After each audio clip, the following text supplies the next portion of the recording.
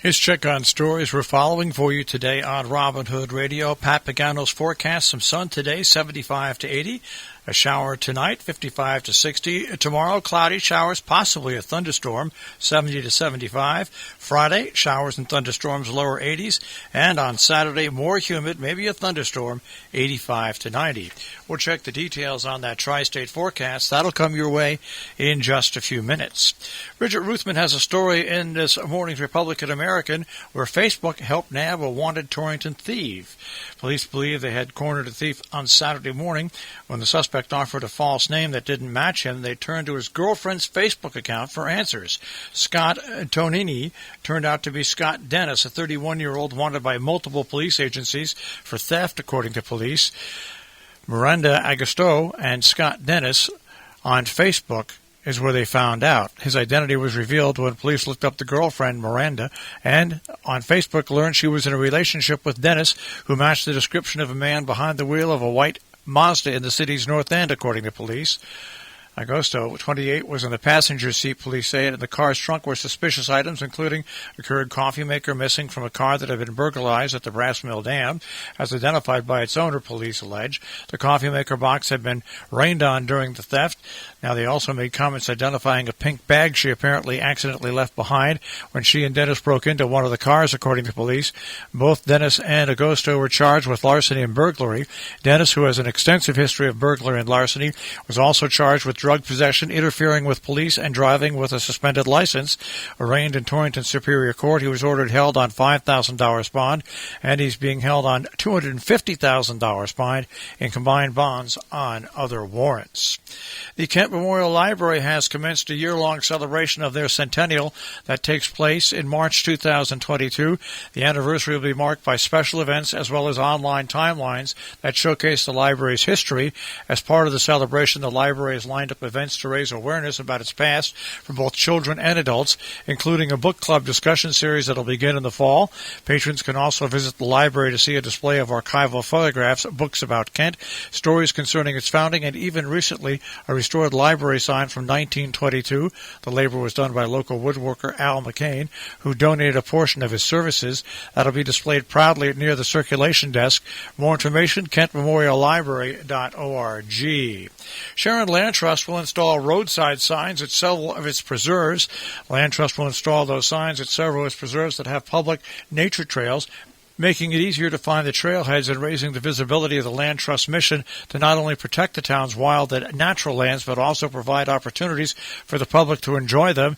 The first sign will be installed at the Goodbody Preserve at 140 Millerton Road, Route 361. The public is invited to join a short ceremony to unveil the sign on Saturday, June 5th at 12 noon, part of the festivities surrounding the annual Connecticut Trail Days. The ceremony will also honor the volunteers who built, maintained, and monitored the Land Trust 20 miles of trails. Connecticut's Public Safety Commissioner this week announced Connecticut State Police are going to establish a special unit focusing on hate crimes and extremists. James Ravella, the Commissioner of the Department of Emergency Services and Public Protection, moving forward with the General Assembly considering legislation proposing a hate crimes and extremist group investigative unit. He said the DESPP is going to incorporate the new unit into its budget. No additional costs are expected because existing personnel are available to staff the new division. Massachusetts has launched a marijuana delivery license application after years of stops and starts and stops and starts. The Cannabis Control Commission announced that eligible applicants can now seek pre-certification and licensure as a marijuana delivery operator, a business type that regulators and advocates say will be an important part of an equitable industry. The new marijuana delivery operator license created in the new industry rules and the CCC approved late last year will be available exclusively to participants in the CCC's Social Equity Program and Economic Empowerment applicants for the first 3 years. Massachusetts requiring in-person learning by the fall. All schools and districts will be equipped to hold classes in person next fall, and health and safety requirements imposed by the Department of Elementary and Secondary Education will be lifted for the new school year. The department said new guidance sent to superintendents on Thursday. The guidance says districts and schools must continue to have core mitigation strategies, including indoor masking, physical distancing, and strong hand hygiene for the remainder of this school year. When the state lifts most COVID-19 restrictions, students and staff still need to wear masks inside. Schools will not be able to offer remote learning as a standard learning model in the fall, per the guidance, but pre-pandemic virtual learning options for individual students in limited cases will remain available. In Cornwall today, there is a Red Cross blood drive that is happening from 1 till 6 p.m. That is happening at the Trinity Retreat Center.